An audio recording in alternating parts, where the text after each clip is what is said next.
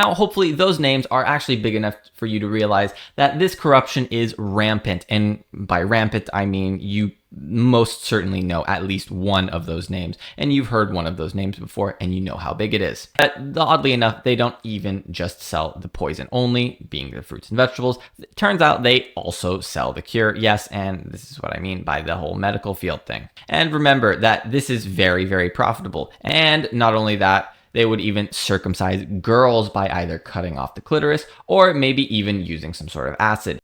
Why wouldn't the rich want you to eat meat? More specifically, why would they even care? Well, there's a little bit of a history behind this, and we're going to have to do a little bit of digging. And afterwards, we'll actually find out that this isn't even historical. This is actually related. This is a little bit sickening, but we'll get into it and you'll see why. And yes, there actually is some very good reasons to why.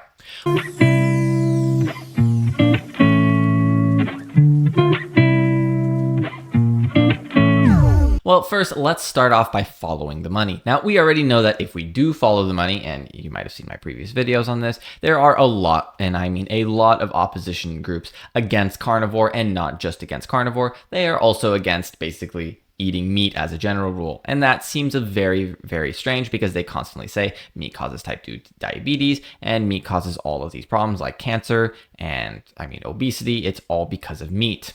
And just to show you how bought out science is right now, especially when it comes to this whole meat topic, there's this study which attempted to demonstrate the effect of increased saturated fat and LDL cholesterol basically being the main cause of heart attacks. And they didn't actually show it in its data. And oddly enough, this is one of the most cited studies, if not the most cited study, as to why LDL is really bad for you in the first place. Now, this study was funded by the National Heart Institute, but there was also another study that was funded by the National Heart Institute. However, this study wasn't necessarily quite popular because it turns out this study was funded by the exact same people, obviously being the National Heart Institute, but it suddenly lost its funding and basically it obtained results. And the reason is because those results completely contradicted the hypothesis that saturated fat and LDL is bad for you. And that might shock you, yes. Now, obviously, companies hiding their data is nothing new. And we already know that many companies have done this before. But lo and behold, this study was only published 45 years later by a guy named Christopher Ramsden. And he reanalyzed the data. And then he learned really, really quickly why the study lost its funding. And it's because it showed the exact opposite results. Yes, and that's because it completely contradicted this whole, continuing, actually, the biggest scam in history probably, the ongoing scam of LDL cholesterol being actually bad for you. And not only that, the study was very, very well controlled because this was actually supposed to be the crowning jewel study of why LDL cholesterol is really, really bad for you. And it did the exact opposite, and it proved the exact opposite. So they quickly took away the funding. Yeah. Now, as you might have guessed, the institutions that funded the Framingham Heart Study also did fund the Minnesota Coronary Heart Survey. And yes, where did their funding come from, though? And they came from, you might have guessed it, private institutions. And what exactly might those private institutions be selling? Obviously, yeah, statins, just as one of them. Now, if you thought that it ends there, then you are very, very mistaken. And the way you can tell this is just take a guess. Who exactly do you think is even funding this whole thing of fruits and vegetables are really healthy? And who is saying all this stuff? Because this is really strange, right? That's right, it is the government, Uncle Sam. And we already know that they basically said that, hey, it's really, really healthy to eat these things because obviously, fruits and vegetables are very healthy. We've been probably told this our entire life. And not only that, even doctors and institutions even say this. So clearly there is something that has to be right about this, right? I mean, fruits and vegetables can't be unhealthy. Well, as you might have guessed, the government doesn't actually always have its citizens' best interest at heart. And there's a lot of reasons for that. And if you're really interested in that video, I'll be coming out with that soon. Well, oddly enough, turns out the government doesn't actually always have the citizens' best interest at heart. Who would have thought? But who exactly started all of this in the first place? Like, who funded the Academy of Nutrition and Dietetics, which basically influences government policy on what food is recommended to be or not to be healthy, and which food is recommended to not be healthy, specifically by the government saying it, and as well as government institutions, which are supposed to be health institutions. Now, you might have heard of their name before, and their name is the SDA, or the Seventh Day Adventists. Now, we're going to do a quick history lesson to see a little bit of their motives, because you might have heard that this SDA, or the Seventh Day Adventists, aren't actually a financial group. They're a church. So what exactly are they doing here? What does a church have to do with this? Well, we'll go into it and you'll see it's a little messed up. Actually, I take it back. It's really messed up. The very start of the SDA comes with Ellen G. White. Now, Ellen G. White was a prophetess, and she had a vision from God, and she had the vision that meat is evil. And the reason meat is evil is because it causes lustful feelings. Now, remember that back in the day, especially then, lust was considered a sin. So that meant that not only is meat itself a sin, basically a no bueno, obviously, you got to remove that meat from the diet because it's evil and it's causing those lustful feelings. And next comes our guy who invented the graham cracker, Sylvester Graham. Yes, you might have even heard of him before. And he was also part of this whole thing. And he advocated for this plain diet, basically that meat is really, really bad. Now, you might say religion didn't think lust was that bad, but just to give you as an example, they wrote it down and they explained just how bad they thought it was. It was basically like masturbation, for instance, is putting a gun to the chest and pulling the trigger. It's almost no different than dying. Now, take a guess. Who was that guy with the typewriter back in the day actually typing all of this stuff that they were writing and was basically working for Ellen G. White and on her revelation on how meat is absolutely evil? You might have heard of his name before. In fact, I'm quite sure you have. And his name is Kellogg. Yes, that Kellogg. Well, yes, the Kellogg cereal was made by John Harvey Kellogg. And if you want to know why it was invented, it was, yes, you might have guessed it, it was to suppress the sexual urges. And because remember, he took up from Ellen G. White, and Ellen G. White's work was, hey, lust is a sin and lust is very, very evil, which makes meat very, very evil as well. And back in the day, there was a lot of very strange and questionable things that were done in order to suppress the sexual urges ever since Mr. Dr. John Harvey Kellogg became a doctor in the first place. And by very questionable things done, what I mean is that they would basically circumcise boys without anesthetic because they were masturbating. Yes, that is quite crazy because they were teenagers. And not only that, they would even circumcise girls by either cutting off the clitoris or maybe even using some sort of acid. Now, I don't know about you, but if you ask me that and you said that's what they did, and they even did that today, that would be sickening. That would be really sickening.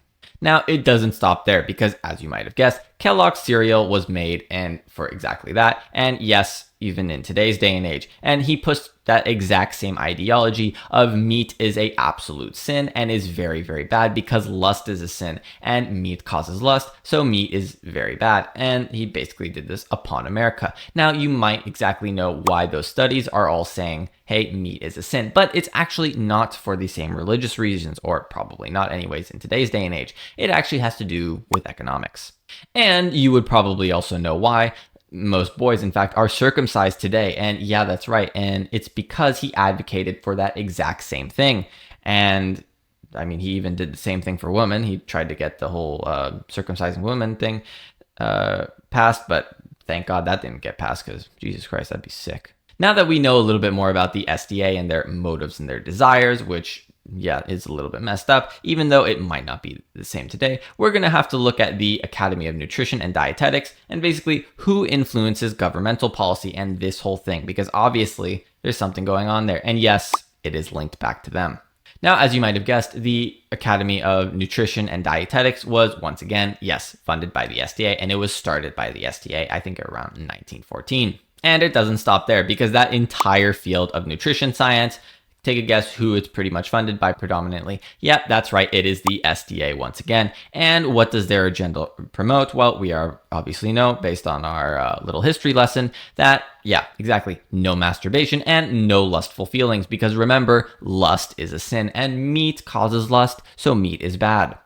Starting to make sense why exactly you hear so many of these things on the news saying this, or even this for that matter. Now, if you thought that was the only institution that was funded by the SDA, you're mistaken, because turns out they funded a lot more. And I mean, yeah, As you can see, they funded the IFIC, which is basically the International Food Information Council, ADA, the American Diabetes Association, the AHA, the American Heart Association, the AMA, American Medical Association, the NIH, the National Institutes of Health, the ASN, American Society for Nutrition, the NCA, the National Confectioners Association, lifestyle medicine. They basically provide people with education, specifically doctors in today's day and age, on nutrition. Absolutely insane. And you might have even heard of Loma Linda. Yes, the very, very popular university. Now, hopefully those names are actually big enough for you to realize that this corruption is rampant. And by rampant, I mean you most certainly know at least one of those names,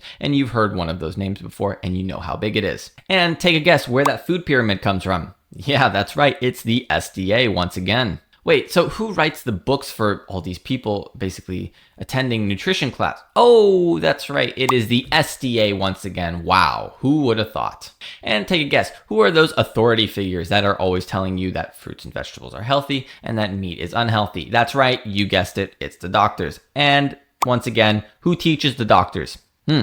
Little bit suspicious now when it comes to the whole diet thing. You know, that would make sense, and that would explain a lot of the problems that we have today. That could be the obesity epidemic. It could be heart attacks for some reason being the #1 killer. You name it. Very, very strange, isn't it?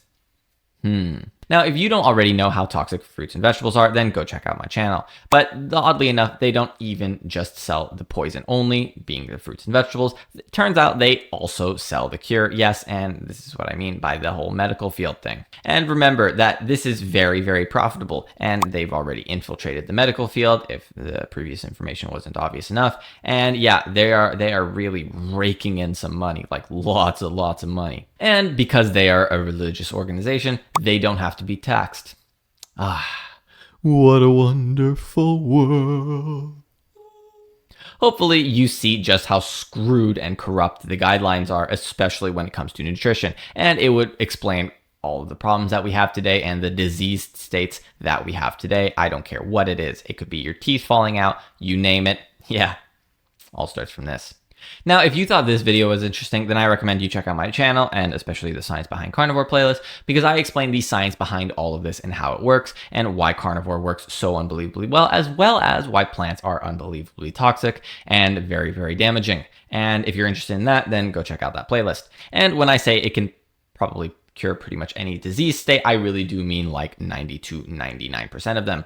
Yeah, it's pretty effective, especially in my case. Now, just as an example of how well it works, I used to have acne, I used to have autoimmune conditions, I used to have tons and tons of other problems, and lo and behold, they flew away. They didn't even exist anymore. So hopefully this shows you that carnivore really does work. If you found this video helpful, then please share this with other people so they can see how absolutely ludicrous this stuff is. And like, subscribe, and comment down below, because it really does help the video spread, and it helps spread the message.